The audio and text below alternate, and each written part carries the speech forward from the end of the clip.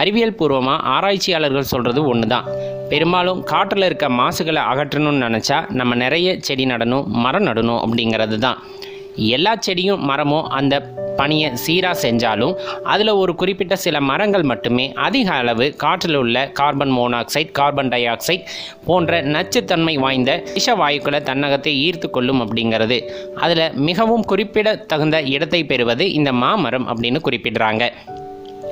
இந்த மாமரத்தை பார்த்தீங்க அப்படின்னா நம்ம வீட்டுக்கு முன்னாடி நட்டு வச்சுருக்கோம், இல்லை வீட்டுக்கு பின்னாடி நட்டு வச்சுருக்கோம், இல்லை வீட்டுக்கு சைடில் நீங்கள் நட்டு வச்சுருக்கலாம். எந்த இடத்துல வேணாலும் நட்டு வச்சுக்குங்க.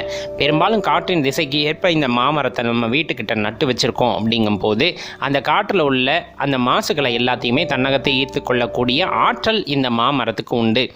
இன்னும் ஒரு படி மேலே போய் பார்த்தோன்னா நம்ம மரமாக மட்டும் பயன்படுத்துறது இல்லைங்க.